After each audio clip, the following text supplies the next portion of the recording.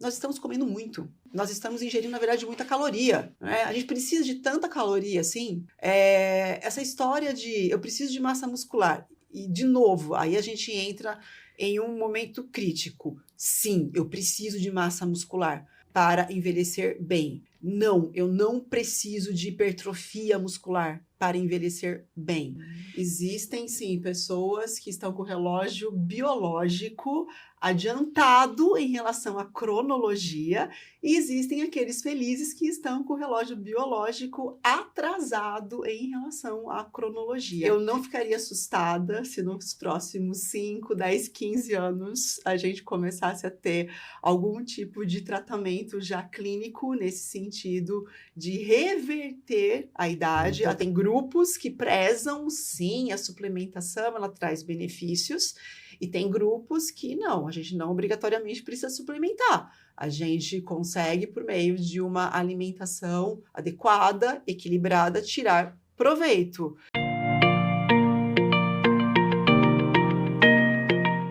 Olá! Hoje o Mesa Bepais recebe a professora doutora Ana Paula de Souza mais uma vez, porque nossa primeira entrevista com ela teve tanta repercussão que a gente achou melhor trazê-la de volta e ir ainda mais fundo no assunto que parece ser a bola da vez: longevidade. A cada dia que passa, a busca pela boa alimentação e pelo exercício físico mira um novo foco: o processo de retardar o envelhecimento do corpo. Mas afinal, será que a gente consegue planejar como envelhecer? É o que a gente vai saber agora. Tão bom ter você aqui com a gente de novo, doutora. Vamos começar por uma pergunta que pode parecer simplista, mas não é. Eu quero saber, aos olhos da ciência, o que é o envelhecimento? Bom, ela é uma pergunta complexa, ela não é uma pergunta tão simples, e já adianto que ela é multifatorial. Resumindo, dentro de um dos fatores que é o mais importante, envelhecer é quando... se a gente pensar como uma célula, é quando uma célula começa a acumular uma quantidade de problemas, de erros, de danos que ela não consegue mais reparar de uma maneira efetiva. Ok, isso a gente pensar como uma unidade. Um organismo, ele é composto por alguns milhões ou bilhões de células, dependendo do tamanho desse organismo, né? Então, o envelhecer é quando a gente começa a ter nos tecidos uma quantidade de células com problemas, com danos, principalmente no material genético, sendo que esses danos, eles acabam levando à falência funcional dessa célula. E aí a gente colocando isso dentro de um tecido, é quando a gente tem um acúmulo, né, de uma quantidade muito grande de células que estão com problemas com esses danos, e elas começam a degenerar e a morrer por um processo de apoptose. E quando a gente vai para o sentido do reparo e da regeneração, principalmente, esse tecido já não consegue também regenerar na mesma eficiência ou balanceado, por exemplo, no mesmo patamar. Então, por exemplo, eu tenho 10 células com danos que morreram e eu não consigo repor essas 10 células, eu reponho 7. Então, eu estou com déficit de 3, e assim por diante. Com o escalar das décadas, o envelhecer é quando a gente vai perdendo essa capacidade de regenerar na mesma proporção que as células vão morrendo por conta de danos. Até que a gente chega num momento crucial, que a gente tem uma quantidade muito, muito grande de células problemáticas, inviáveis para manter funcionalmente o tecido, a fisiologia do organismo, e é quando então a gente tem o momento da morte desse organismo. Todos os sistemas, eles colapsam por conta dessas células problemáticas, né? Isso a gente pensar no envelhecimento e numa morte natural. A minha próxima pergunta era: segundo a ciência, se esse processo de envelhecimento, ele pode ter o seu ritmo reduzido ou, né, até mesmo ali revertido de alguma maneira. Com toda certeza, sim. O ritmo do envelhecimento, ele não anda de uma maneira compassada com a cronologia. Existem, sim, pessoas que estão com o relógio biológico adiantado em relação à cronologia, e existem aqueles felizes que estão com o relógio biológico atrasado em relação à cronologia. Então, existe, sim, essa diferença entre o que é a idade cronológica, aquela data que está nos nossos documentos, e a nossa real idade biológica. E segundo algumas teorias, segundo algum conhecimento científico que vem vindo à tona aí por meio de alguns experimentos, é possível a gente reverter. A gente não está ainda, talvez, nesse nível clínico de atuação, mas eu não ficaria assustada se nos próximos 5, 10, 15 anos a gente começasse a ter algum tipo de tratamento já clínico nesse sentido de reverter a idade, até mesmo porque existem ao redor do mundo algumas, desde instituições acadêmicas até empresas de biotecnologia que nesse momento estão investigando, estão trabalhando com pesquisa nesse tema, fazer a reversão da idade biológica. Olha que interessante, eu adoro como a nossa conversa aqui tá numa sintonia. Antes de vir para cá, hoje, eu costumo sempre ouvir podcast, isso na minha vida, né? E antes de vir para cá, eu tava me arrumando e coloquei lá um vídeo da CNN ou da CBN, se eu não me engano, para ouvir, de um tema que eu nunca tinha ouvido falar, mas que é o nosso tema aqui hoje. Ageótipos. Cada um tem uma forma diferente de envelhecer? Então, o envelhecimento ele é impactado tanto pela genética, e quando a gente pensa na parte da genética, existem os genótipos dos genes que estão associados com o nosso envelhecimento. E a idade também nossa biológica é muito impactada pelo nosso estilo de vida. Proporcionalmente, a gente poderia pensar que, enquanto eu penso no envelhecimento até a casa aí dos 80, 90 anos, o que mais impacta é o meio ambiente por meio da epigenética. A gente pode colocar isso em percentuais ao redor de 75% a 80%. E aí, quando eu penso na genética, a genética está impactando na casa dos 20% a 25%. Quando eu penso no indivíduo que vive até mais ou menos 80 a 90 anos. Os indivíduos que ultrapassam os 90 anos, que ultrapassam os 100 anos, os supercentenários, aí a genética pesa. Aí você precisa realmente ter uma genética de predisposição a ser longevo. Então, o envelhecimento é a combinação desses dois fatores. Até um momento, a genética vai ter menos peso do que a epigenética regulada pelo estilo de vida e meio ambiente. E depois, em um outro momento, a genética vai passar a ter esse peso mesmo para que a pessoa possa ultrapassar a casa dos 100 anos. Tá? Mas existem, sim, genes que estão relacionados com expectativa de vida, longevidade, genes que se relacionam com regeneração das células nos tecidos, genes que se relacionam com manutenção do tamanho dos nossos telômeros, genes que se relacionam com vias metabólicas, que são importantíssimas e são extremamente comuns e usadas em todos nós, como, por exemplo, via que é acionada pelo hormônio insulina, que é extremamente importante. Então, existem variantes genéticas em alguns genes que estão aí distribuídos ao longo de várias vias intracelulares importantíssimas e até também regulando funções nucleares que vão impactar, sim. A maneira como essa célula também, ela pode se defender muitas vezes dos danos que ela recebe. Então, por exemplo, um indivíduo que tem, por exemplo, uma carga genética, onde ele tem genes que expressam de uma maneira mais otimizada enzimas antioxidantes, esse indivíduo ele tem uma predisposição melhor a lidar com o combate das espécies reativas de oxigênio e dessa maneira ter um estresse oxidativo celular menor. Se eu comparo, por exemplo, com um indivíduo que não tem essas variantes, que vai produzir de uma maneira tão otimizada essas enzimas. Então, são vários pontos dentro de tantas vias celulares que uma variante genética às vezes pode trazer ali um benefício em relação a essa questão aí do envelhecimento celular. Perfeito. Agora a gente vai voltar para aquela fala que ela terminou e todo mundo deve ter ficado com a orelha assim, desse tamanho, como assim daqui 15, 20 anos, tratamentos, né, rejuvenescer, voltar aqui. Eu quero saber se tem entidades, né, no mundo que estão, de fato, na vanguarda desses tratamentos, né, do envelhecimento saudável, da longevidade, né, sejam essas empresas de algum país em específico, governamental ou privada. Bom, os Estados Unidos ainda, como sempre, ele ainda puxa muito, né, o desenvolvimento científico em todos os temas no mundo, mas a gente tem também laboratórios na Europa, com certeza na China, mas vou citar alguns locais aqui. Então, a gente tem um laboratório do envelhecimento que é chefiado pelo David Sinclair, em Harvard. A gente tem também um grupo que estuda a longevidade em Stanford.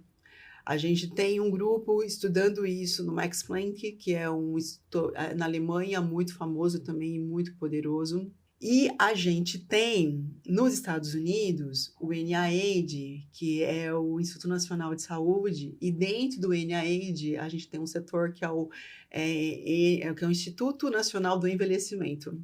E lá dentro desse Instituto Nacional do Envelhecimento, é como se houvesse uma regulamentação de tudo que está sendo testado, seja de medicamento sintético a suplemento natural, tentando observar benefícios na questão da longevidade. Então, desde combinação de polifenóis como quercetina, fisetina, astaxantina, epiglocatequina, que está produzindo chá verde, estão lá sendo investigados em modelos celulares, animais e até alguns clinical trials também, como também uma gama gigantesca de substâncias sintéticas. Porque em ciência é possível fazer por meio de uma engenharia uma análise em sílico computacional de modelos de substâncias químicas que poderiam atuar ali em alvos celulares específicos, como, por exemplo, eu vou estudar em sílico uma molécula química que ela consegue ser um ligante de um receptor tal dentro da célula que eu sei que ele é importante. Então, por exemplo, o receptor do IGF-1. A gente sabe que existem já estudos científicos publicados, e não é de hoje isso, um estudo importante que mostrou em ratos transgênicos que uma alteração em uma base do DNA mesmo, do receptor do fator IGF-1, que é uma proteína que é muito parecida com a insulina. Quando o receptor, e eu vou dizer aqui bem uma palavra popular, ele é meio capenga, ele não funciona muito bem, e não liga muito bem com o IGF-1, esses ratos viveram muito mais. Ou seja, essa via é muito importante. Essa via que é comandada, disparada pela IGF-1 e pela insulina, ela é muito importante. Então, dentro desse in sílico, se eu tenho uma molécula ligante que possa competir pelo receptor do IGF-1 e da insulina, junto com a insulina e com o IGF-1, eu tenho uma droga ali que potencialmente pode atuar de uma maneira benéfica, pensando na longevidade. Então, esse é um exemplo, né, das coisas que podem acontecer. Mas existe na Califórnia um instituto privado chamado Altus. E esse Altus ele vem porque ele está em Palo Alto, uma região da Califórnia, lá em Sílico, que tudo empresa de biotecnologia tudo tá acontece, lá, tudo começa lá, né? Em termos de tecnologia, meu Deus. Exatamente. E alguns grandes nomes da pesquisa em longevidade estão lá trabalhando, como Shinya Yamanaka, que é o vencedor do Nobel por conta da descoberta dos genes das células-tronco induzidas, as iPS, o Stephen Haworth, que também é o matemático que, né, inaugurou a era dos relógios biológicos, eles todos estão trabalhando lá.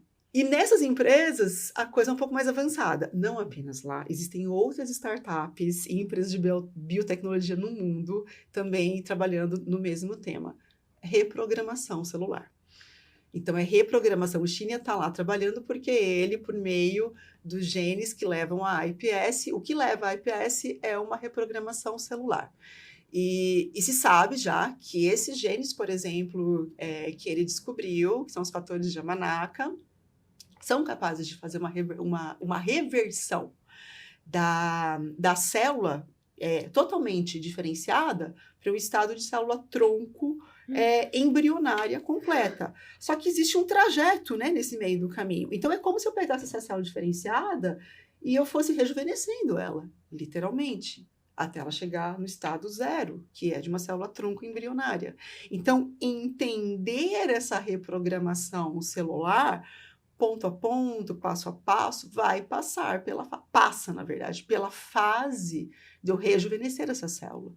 Foi, na realidade, o que o David Sinclair fez nos ratos, no estudo que ele publicou também lá em 2023, janeiro de 2023, onde ele levou ao envelhecimento ratos de uma mesma prole e depois ele rejuvenesceu. Ele rejuvenesceu como? Ele rejuvenesceu por meio de reprogramação celular.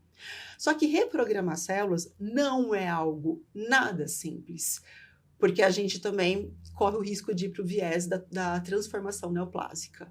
Então, é preciso entender... Transformação neoplásica... Formação de câncer.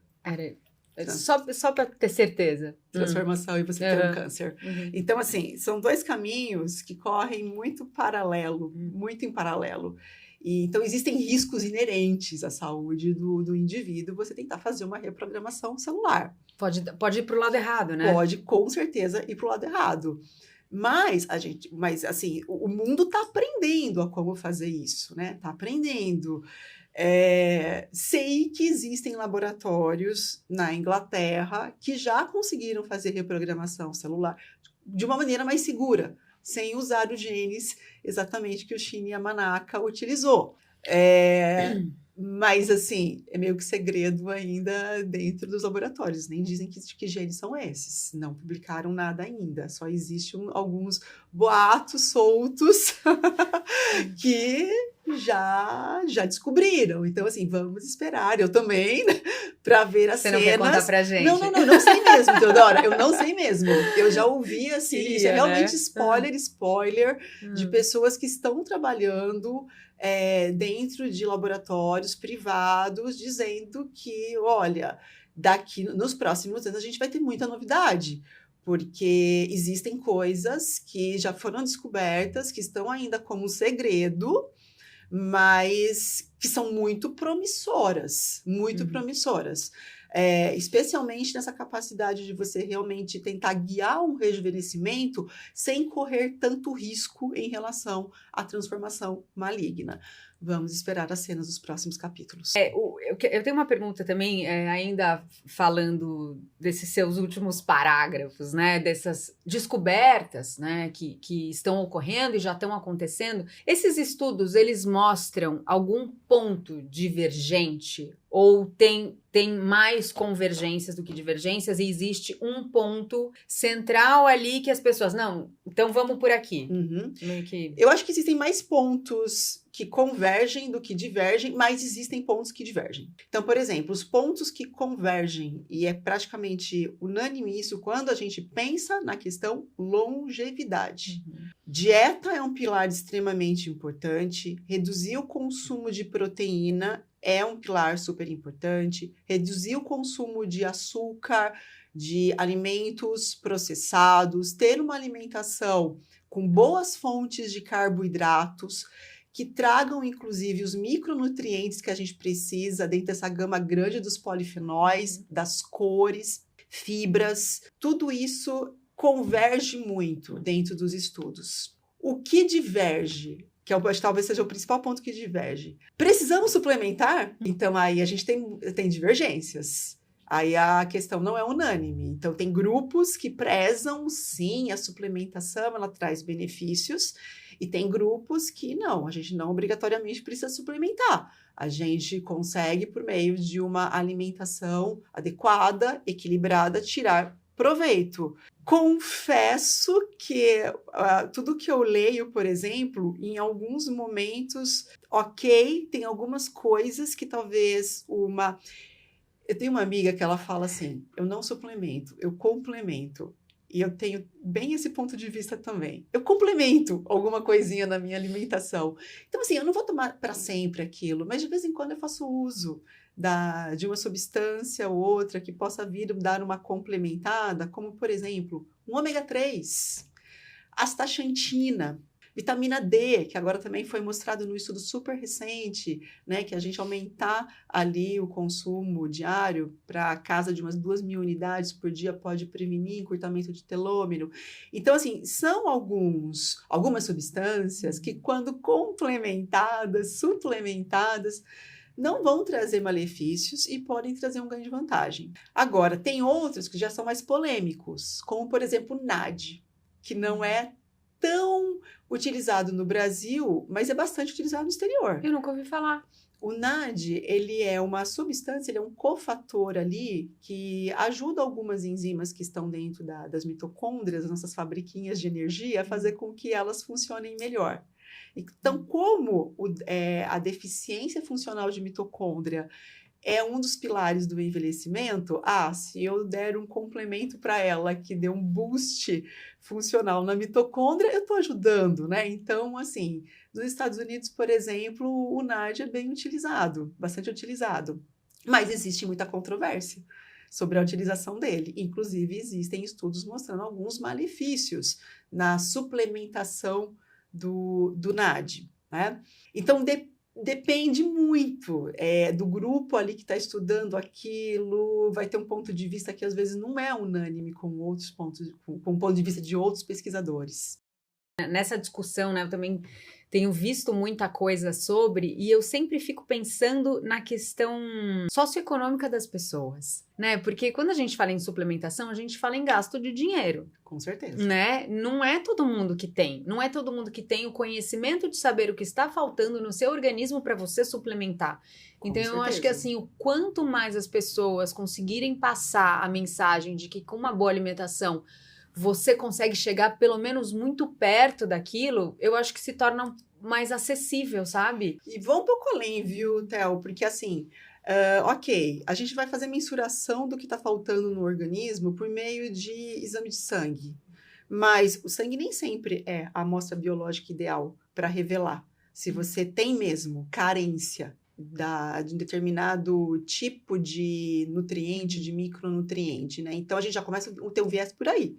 O sangue nem sempre traz a informação, né? Ele é o tecido mais fácil da gente avaliar, mas nem sempre ele é o tecido ideal. Hoje em dia também tem uns exames de metabolômica completamente fora ainda, economicamente, do acesso à grande massa da população.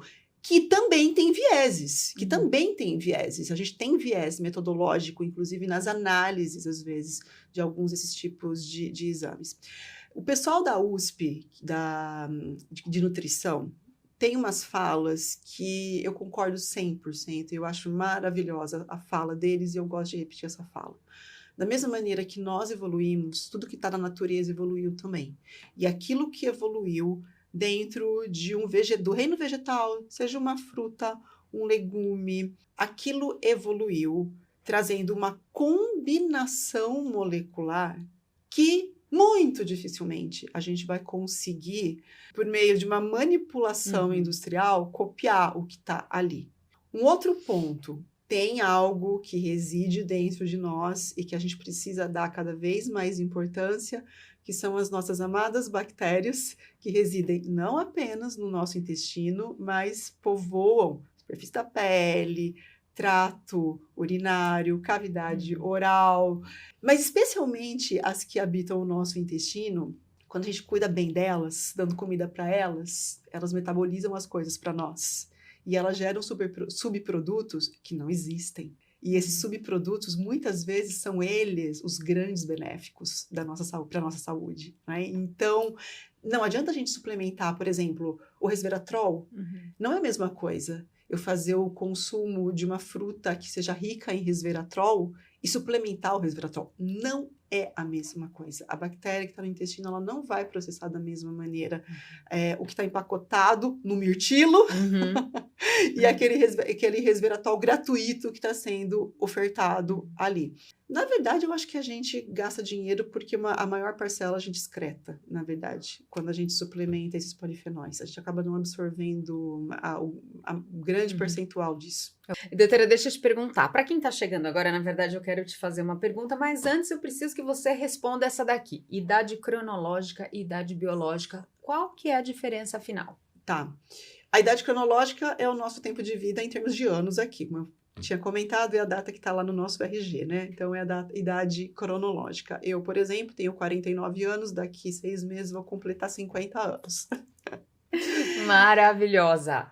Não necessariamente a minha idade biológica, ela é de 49 para 50 anos. Qual é, na verdade, o fator que, no momento, a gente, pelo menos, conhece esse fator como sendo aquele que infere da maneira mais exata qual seria a nossa idade biológica? As marcas de metilação no nosso DNA.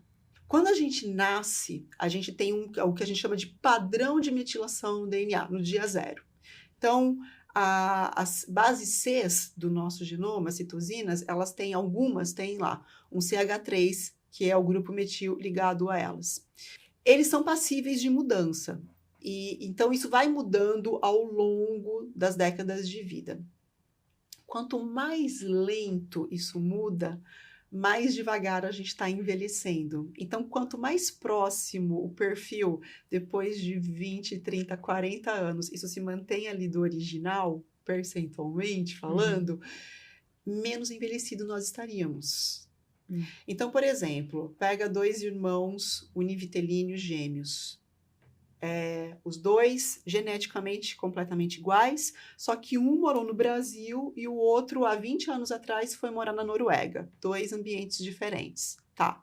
Será que eles envelheceram epigeneticamente, quando eu penso nessa metilação do DNA, de uma maneira igual? Existem estudos que mostram que não. Que existe essa diferença da idade biológica, mesmo quando a gente pega indivíduos que são geneticamente iguais, idênticos. É a maneira como o meio ambiente atuou, é o estilo de vida que a pessoa teve, que ela levou. Então, isso é muito importante que a gente tenha esse saber, porque isso está nas nossas mãos, é uma decisão nossa. E eu sei que você vai me perguntar isso daqui a pouquinho. Pode, manda ver. Como uma pessoa, né, na casa dos 20, 25 anos, como ela poderia começar a atuar nesse quesito? A pessoa que está com 20, 25 anos, ela tem todas as ferramentas nesse momento na mão delas para ela gerenciar da melhor maneira possível esse envelhecimento. Porque até os 20 anos, a gente tem a fase do crescimento do indivíduo. Então, assim, muitas mudanças a gente realmente vai ter por conta do crescimento do organismo. Isso já vai trazer essas mudanças epigenéticas. Mas quando a pessoa chega aos 20 anos, é como se ela ingressa realmente na fase adulta. Então, aí começa a contar o reloginho. O que você vai fazer para segurar esse relógio biológico agora que você está ingressando na fase adulta?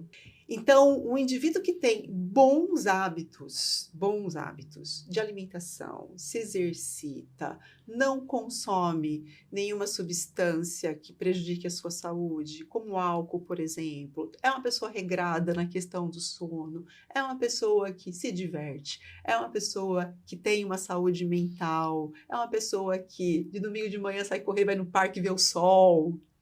Ela tem tudo para gerenciar esse envelhecimento e trazer isso, né? Se a gente colocasse numa escala, né? Para o mínimo ali desse compasso do andamento do relógio biológico. O grande problema é que aos 20 anos, geralmente, é a idade que a gente está fazendo. Tá nem aí para nada, né? Exatamente, porque aos 20 anos tudo eu posso, né? O organismo ainda é super capaz de se regenerar, tal, tudo suporta. Mas se ela entender, se ela fizer bem feita essa lição de casa aos 20, ela vai chegar aos 40 e aos 50, não com uma idade cronológica de 40, 50, mas com uma idade biológica de 25, 30. Eu acho que é uma coisa a se pensar e que pode valer muito a pena, né? Ainda mais porque eles têm esse conhecimento, né? Que a gente... Exato. Quer dizer, até a gente até tinha, mas era em outros... Era diferente. Era diferente. Não era... Ai, desculpa. Não é que a gente era completamente cego para isso. A gente sabia que o que planta, colhe. Mas é que parece que agora eles têm todas as ferramentas, as receitas. Então, claro, né? Claro. A ciência agora mostrou, olha, é isso. 2 mais 2 é 4. E você deixou bem claro que é de fato possível monitorar a idade biológica. Conta um pouquinho, né? Como que faz esse monitoramento, né? De fato, para as pessoas entenderem E se é possível, além de monitorar, talvez reduzir a idade biológica? Então, os testes epigenéticos, eles estão disponíveis no exterior. No Brasil, já houve empresas que ofereceram. Nesse momento, eu não tenho conhecimento de nenhuma que está oferecendo o teste aqui no Brasil. A empresa que oferecia, ela era um braço de uma empresa americana que não está mais agora aqui no país. Mas é possível, por exemplo, você fazer utilizar o serviço fazendo uma punção aqui de ponta de dedo mesmo, e você coloca uma gotinha de sangue num papel filtro, coloca dentro de um envelope, a maneira como a empresa vai instruir, e você manda, e você envia. Fácil.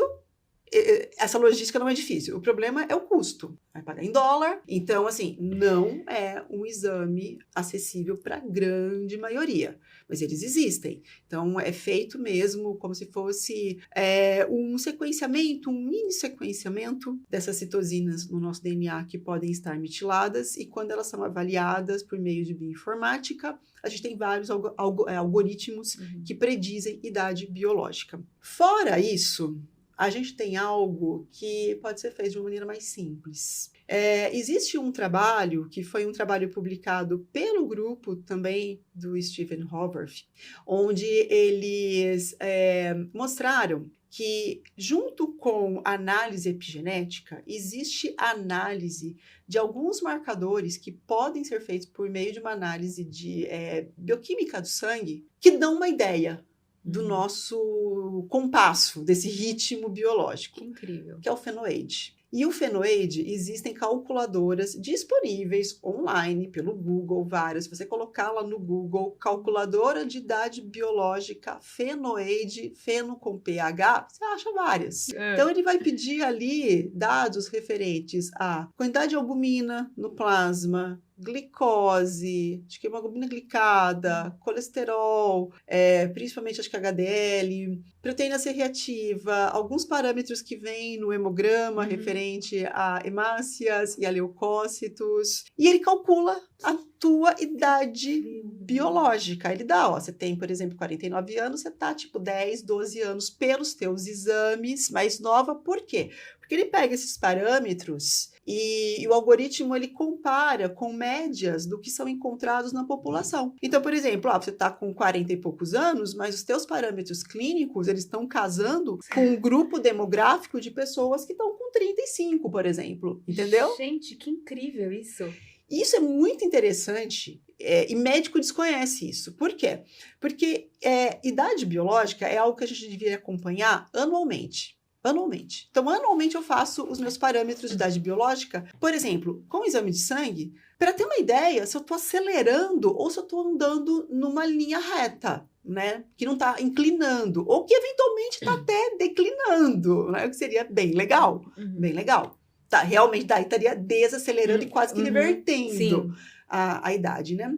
Então, assim, o médico ele poderia seguir isso com os pacientes. Isso está dentro de alguns estudos, como eu falei, que foram publicados pelo grupo do Stephen Haworth, que é o grupo mais forte no mundo em relação à idade biológica. E, aparentemente, pelos dados deles, quando isso se mantém e você não acelera a sua idade biológica, você tem um risco, por exemplo, reduzido para ter uma doença, por exemplo, neurodegenerativa, o Alzheimer principalmente, muito significante. Ou seja, se eu pego uma pessoa que em uma janela, de 5 anos, por exemplo, eu faço esses exames e eu percebo que essa pessoa está acelerando a idade biológica dela, a chance dela, o risco dela de desenvolver Alzheimer está aumentado. E está aumentado de maneira muito significante. Então, seria muito interessante que os médicos começassem a ter mais conhecimento sobre essas ferramentas, que são, isso sim, é acessível. Porque são exames de sangue, assim, muito rotineiros, que a população, no geral, faz. Essas calculadoras, elas estão gratuitamente disponíveis na internet. Jogou os dados lá, 10 segundos, retorna a idade biológica aproximada, mas já dá uma ideia. Vamos falar sobre o David Sinclair, que você já citou ele aqui, inclusive. Para quem não conhece, gente, o David Sinclair, ele é um cientista extremamente renomado, né, lá de Harvard, e ele fala muito sobre longevidade, e ele fala, né, que nós devemos acionar os genes da longevidade. Como que a gente explica isso para pessoas leigas? Vamos tentar? Vamos tentar, vamos lá, Vamos estamos tentar. aqui para isso. Bom, existe uma teoria, essa teoria não é do David Sinclair, essa teoria já tem décadas, eu acho que se bobear até séculos, que é a seguinte: bom, nós evoluímos de uma célula que surgiu no planeta no dia X aí, milhões de anos atrás. E essa célula sobreviveu. Ao ambiente hostil do planeta na época, ela sobreviveu. E uma vez que ela sobreviveu, essa célula, ela tinha dentro dela alguns comandos genéticos onde é pensado que duas vias eram extremamente importantes. E essas vias eram as seguintes: em momentos de demanda nutricional, onde havia, né, nutrientes disponíveis, essa célula fazia divisão celular, a fim de gerar descendentes, que as bactérias fazem. Né? Tem nutriente, ela se divide rapidamente, prolifera para deixar descendente. Em momentos de carência de nutrientes, essa célula diminuía o ritmo dela metabólico, não se dividia e focava em fazer reparo dos danos para ela sobreviver, para que quando tivesse nutriente de novo, ela pudesse se dividir. Bom, aparentemente, esses dois circuitos que foram os primordiais, o da divisão e proliferação e a do reparo e conserto, permaneceram em todas as células, de todos os organismos, de todos os reinos. Todos. Porque surgimos dessa célula primordial. Em nós, existem duas vias que realmente parecem que elas recapitulam muito isso. Uma via é uma via anabólica, que é a via regida pelo mTOR, e a outra via é uma via que, quando a gente tem justamente a carência nutricional, e aí a gente começa a colocar a questão do jejum intermitente dentro dessa via, a gente aciona. E, aparentemente, uma das primeiras enzimas que são acionadas é a enzima AMPK, que é a reguladora de níveis energéticos.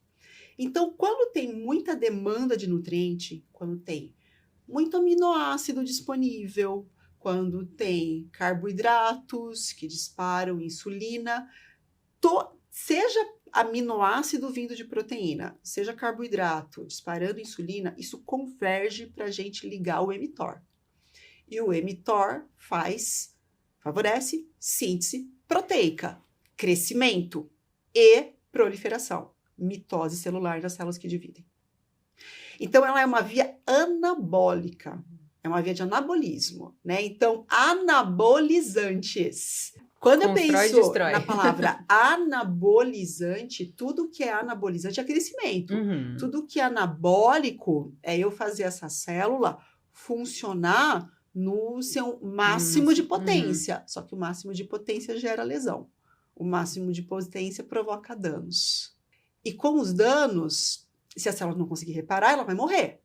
Então, eu preciso acionar os genes de reparo. Então, eu preciso acionar os genes da longevidade. Aí entra os genes da longevidade. O que são os genes da longevidade? É o outro lado, né? É quando eu aciono a MPK, que é a enzima que vai regular essa questão energética. Oba, tá faltando agora nutriente? Momento da gente aquietar, vamos ligar literalmente tudo que conserta a célula. Então, eu começo a, de uma maneira em cascata, acionar o que seriam os genes da longevidade? Os genes que vão fazer o conserto, que vão reparar DNA, que vão favorecer a mitofagia, que seria a renovação das mitocôndrias, para que a célula consiga novamente produzir energia suficiente para o metabolismo dela.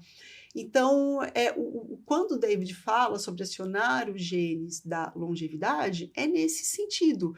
É eu favorecer, principalmente com a questão da dieta e atividade física, porque a atividade física faz isso também, a teclinha ON de todo esse lado que vai promover reparo de danos que estão acontecendo dentro da célula, a fim de que ela possa sobreviver Mas se ela não sobreviver e vier a um processo de senescência, que esse processo de senescência seja um processo de senescência também natural, porque a senescência, quando ela vai por um caminho que é mais, digamos assim, o orgânico do que tem que acontecer, ela também ativa a regeneração do tecido.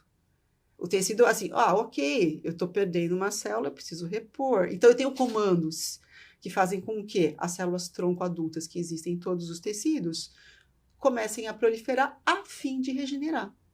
Eu acabei de explicar algo que é uma teoria, né? Uma teoria não, porque na verdade a gente já sabe isso, já é assim, muitas evidências que comprovam, né? Então é uma teoria já com bastante base de comprovação. Mas traduzindo isso para o dia a dia da pessoa, nós estamos comendo muito. Nós estamos ingerindo, na verdade, muita caloria, muito nutriente. Né? A gente precisa de tanta caloria assim. Essa história de eu preciso de massa muscular. E, de novo, aí a gente entra em um momento crítico. Sim, eu preciso de massa muscular para envelhecer bem. Não, eu não preciso de hipertrofia muscular para envelhecer bem.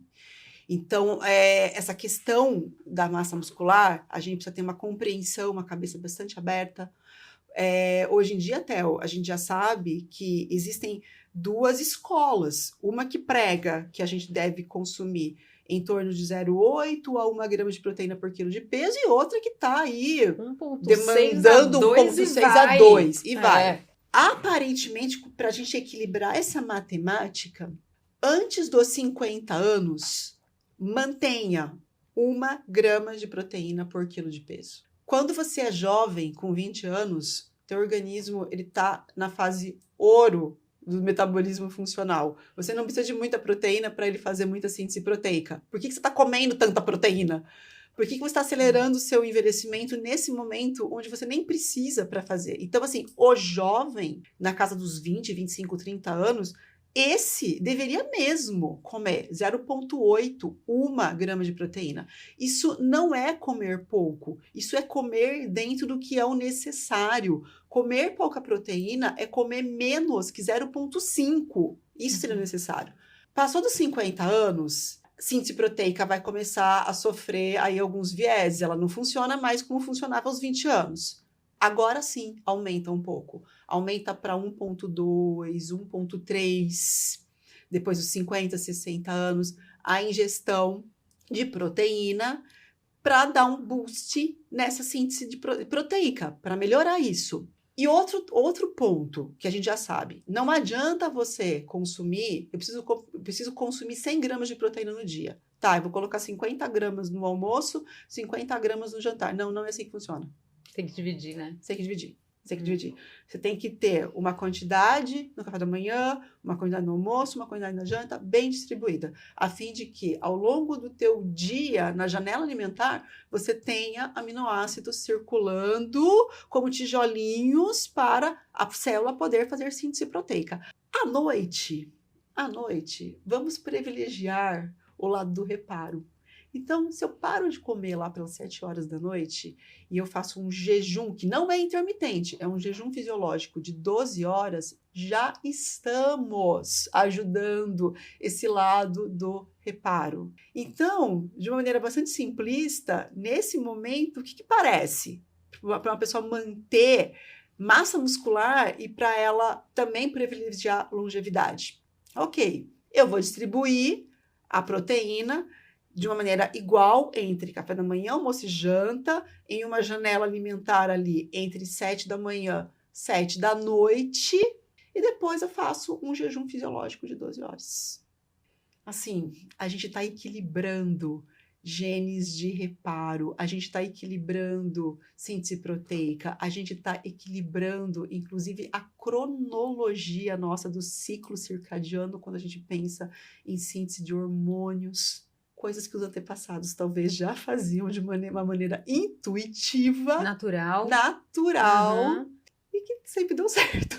A minha questão é, por exemplo, o cara ali de 20, 22 anos, que é o freak da academia e quer hipertrofiar tal, ele também tá nessa, né, ele fica nessa janelinha de comer menos proteína ainda dá certo? Ou aí tem que jogar lá para cima mesmo? A gente precisa entender que existe uma coisa também chamada genética. E que eu tenho um amigo que ele é PhD em genética, ele trabalha com fisiologia do exercício, e essa semana eu vi uma fala dele que foi até engraçadinha, porque ele falou assim, o problema é que tem lagartixa querendo virar Tiranossauro Rex. Ai, meu E ele Deus nunca do céu. vai virar um Tiranossauro Rex. Mas ele pode virar um jacaré. Sim. Mas a genética dele nunca vai fazer ele virar o Tiranossauro Rex. E não adianta, ele pode consumir 2 gramas de proteína, 3 gramas de proteína por quilo de peso. A genética dele não vai. Uma perguntinha assim, bem simples. Para quem está assistindo, pegar e anotar.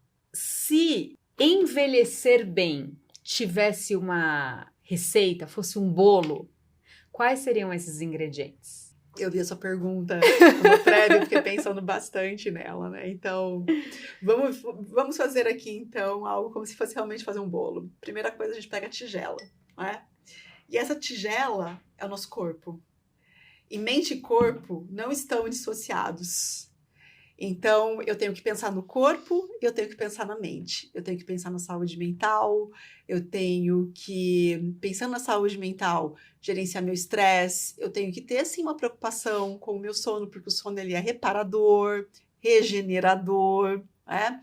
E tudo isso vai estar impactando o meu lado físico, material do corpo, né? Então, esse templo sagrado que a gente habita.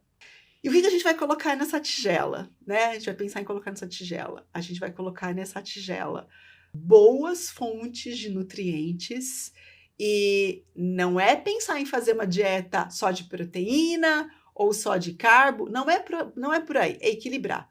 Eu vou colocar boas fontes de carboidrato, inclusive porque saiu um trabalho super recente essa semana que mostrou que num grupo que foi acompanhado desde 1984, de 45.500 e poucas mulheres, até o final da vida delas, as que foram mais longevas consumiam uma quantidade maior de carboidrato. Bons carboidratos. Cereais, integrais, frutas, legumes, né? Porque tudo isso também está carregando os micronutrientes que a gente precisa, eles estão neles. Então, carboidrato. Aí eu vou colocar a minha dose otimizada de proteína. Eu preciso de proteína, é a matéria-prima, os tijolinhos ali para a gente fazer a síntese. Mas, de novo, a nossa célula evoluiu aprendendo a extrair energia, a processar energia de uma maneira muito mais fácil de carboidrato, não de proteína, nem de lipídio. Então, bons carboidratos, energia, trazem micronutrientes importantes, proteína, quantidades adequadas, a gente mantém a nossa síntese proteica, mantém muito além do que massa muscular, a gente tem proteína para tudo quanto é função, elas são os nossos soldados, os operários do corpo, são as proteínas. Lipídios, sim, preciso dos bons lipídios, fabricação de membranas celulares, o nosso tecido nervoso demanda uma quantidade também lipídica importante, síntese dos nossos hormônios, uma boa parcela dos nossos hormônios, eles são de natureza lipídica, então eu coloco tudo isso de uma maneira equilibrada, sem ultraprocessado, reduz o máximo possível açúcar, tira álcool, se possível, por completo. Não existe, na verdade, a dose boa de álcool. A dose boa de álcool é a zero. É a zero. Então, assim, coloco nesse bol e vou assar onde isso? Vou assar esse bolo olhando para o sol, vendo a natureza, botando o pé na terra de vez em quando, tendo amigos, conversando com as pessoas, sendo um ser social, não de rede social, mas de presencial mesmo. O ser humano precisa de toque, o ser humano precisa se abraçar. O abraço libera naturalmente ocitocina, que é um hormônio de super bem-estar, né? Então, o isolamento, por exemplo, ele provoca esses vieses hormonais em nós, né? Então, não é estranho a gente achar mesmo que as pessoas ficam deprimidas quando elas estão isoladas. É biológico, né? Então, esse gerenciamento aí fazia para assar esse bolo. Eu amei. E esse gerenciamento, essa receitinha, ela serve realmente para todas as idades? Ai, não, 20 anos ainda é muito cedo, não precisa. Ou, por exemplo, uma pessoa que já tem 50 ali e de repente não se cuidou como deveria. Ela pode partir ali, né? Então, essa receita, ela funciona para todas as idades? Ela funciona para todas as idades. Quanto antes a gente começar, mais proveito a gente tira. Mas isso não significa que a pessoa que começar com 50, 55, 60, 70 anos, ela não vai colher os benefícios. Ela vai. Tem estudo já que mostra que quando a gente tem essa virada de rota, depois de mais ou menos 8 a 12 semanas, a gente já começa a pegar alterações em relógio biológico epigenético. Voltando para trás. Mesmo que a pessoa tenha começado com 50 anos, 60 anos, essa jornada. Então, assim, vale para todas as idades. Quanto antes eu começar, mais proveito eu tiro. Doutora, a gente já falou um pouquinho aqui, já deu algumas dicas do que não fazer, mas eu queria saber ali para o pessoal entre 20 e 30 anos, que é bem aquela faixa que a gente acha que está tudo bem, quais são os hábitos, os comportamentos que quem faz na cidade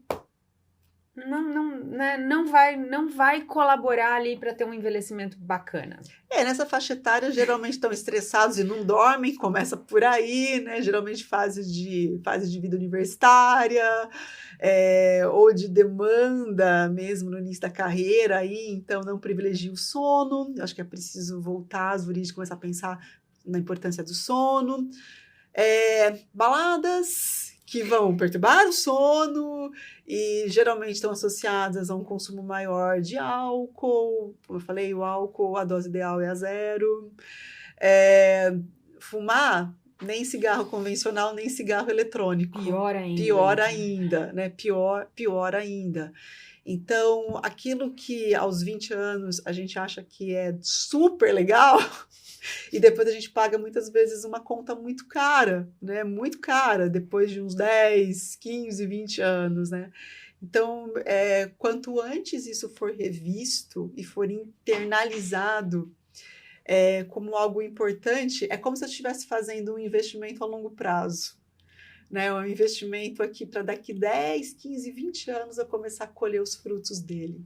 Vale a pena, porque a vida está aí para ser vivida em todas as décadas e não esgotada em alguns anos aí, né, na faixa dos 20 aos 30 anos, né? Então, eu acho que isso é importante da juventude hoje em dia começar a pensar, porque deixou de ser a mãe falando, leva o casaquinho porque tá frio. Não, isso é dado científico, isso é dado mecanístico, que a gente vem mostrando e cada vez mais. E eu falei para você no começo que ia te dar um spoiler, né? Sim. O spoiler, eu vou te dar um spoiler. Existe uma sociedade internacional de medicina da saúde e longevidade, é uma sociedade internacional. E o Brasil, ela vai ter um braço dessa sociedade internacional daqui a pouquinho, do qual eu vou fazer parte. Então, é uma sociedade onde a gente vai tentar trazer aquilo que eles estão fazendo lá no exterior, como, por exemplo, educação continuada para médico, dentro do quesito longevidade, prevenção, saúde. A gente vai tentar trazer aqui para o Brasil. Então, é um grupo de médicos e pesquisadores que estão aí encabeçando a fundação dessa sociedade. A gente já está um pouquinho adiantado, por isso que eu pude dar o spoiler. Perguntei para os meus pares se eu podia, eles me liberaram, né? Então, a parte jurídica já está caminhando e tudo mais. Que a gente está fazendo realmente de uma maneira bem organizada. Então, tem desde médico que atuam já há bastante tempo e são renomados na clínica, como também pesquisadores. E eu tive a felicidade de ser convidada para ser a diretora científica dessa sociedade. E a gente vai ficar mesmo como um guarda-chuva dessa internacional, da qual, por exemplo, Sinclair faz parte. E a gente vai ser um guarda-chuva aqui no Brasil. E é a primeira vez que você está falando isso? É a primeira vez que eu estou falando isso. Ai, então... Estou emocionada até. É um spoiler mesmo, e é realmente assim, pensando em a gente ter uma formação para quem está lá na ponta, que é um médico, profissional de saúde mesmo, lidando com a população, levar esse conhecimento, tirar isso do acadêmico e traduzir. E tem muita coisa também que funciona e outras coisas que não funcionam, fazer esse filtro do que realmente, olha, isso aqui realmente tem chance de funcionar, e tem biotecnologia, tem inclusive startups, biotechs por trás. Então, assim, a gente vai tentar trabalhar em vários ramos, setores ali para tentar trazer isso. Quem sabe já a partir do final desse ano. A gente já deseja que a gente já pudesse ter alguma coisa acontecendo no final desse ano. Vamos ver se a gente vai conseguir. Doutora, eu espero não ter esquecido de nada, porque a nossa conversa é sempre tão gostosa, né? E sempre vai, eu fico aqui olhando o roteiro e minha cabeça vem... E eu não tinha te perguntado do spoiler, porque, na verdade, eu achei que em algum momento você tinha falado alguma coisa sobre os remédios. Você falou rapidinho, daí eu achei que fosse isso. Mas que notícia incrível, parabéns. Eu acho que não tem pessoa mais indicada para isso do que você. Olha, eu acho que assim, eu sou, acho que tão curiosa quanto você... Fica as duas aqui, né? Entusiasta também, porque, obviamente, eu trabalho num nível científico muito menor do que o mundo anda fazendo, né? Mas a gente vai acompanhando, a gente vai acompanhando e vai seguindo, né? E talvez seja isso. Eu acho que no nosso país a questão é que a gente precisa ter mais grupo, mesmo que trabalhando ainda como formiguinhas, mas trabalhando, atuando, se instruindo, principalmente nessa questão educacional, de educação continuada para os profissionais da área da saúde. Todos, médico, nutricionista, fisioterapeuta, educador físico, além, assim, todos precisam começar a entender realmente por que a gente está falando de longevidade e baseado em quê? Em quê? Né? Não é baseado em algo abstrato, baseado desde uma linha que vem, desde os estudos que começam lá atrás com célula, passam pelos modelos em animais e depois viram estudos em humanos até que finalmente estão ali como algo seguro sendo aplicado na clínica. Existe uma linha do tempo a ser seguido quando a gente pensa de uma maneira séria, científica e criteriosa. Mesmo porque não adiantaria de nada ter todo esse conhecimento sem ser pulverizado. Exato. E nunca tornar o paciente uma cobaia. Nunca. Mesmo que às nunca. vezes a pessoa queira ser uma cobaia. Exatamente. De forma nenhuma. Mas a astaxantina não tem tanto problema de fazer o uso. Fechou, doutora, muito obrigada. Adorei. E você sabe que nossos telespectadores, nossos internautas, eu nem sei mais como se fala hoje em dia, gente. Quem nos assiste gosta também, né? Porque já esteve aqui com a gente e bombou o vídeo. Muito obrigada. Deixa as tuas redes sociais, por favor, para o pessoal te seguir. Eu, de novo, nunca lembro, né? Se ele é doutora, Ana Paula, eu acho que ele é doutora, A Karina Ana coloca Paula de direitinho Souza. na edição. Que é o meu Instagram, que eu uso de uma maneira mais profissional, tentando fazer o papel aí de uma divulgadora científica. Não, e arrasa. Obrigada mesmo. E obrigada a você aí de casa pela audiência. Não esqueça de se inscrever aqui no nosso canal, no Mesa Bepais, e deixar seu comentário, curtir, aparecer por aqui. Até a próxima.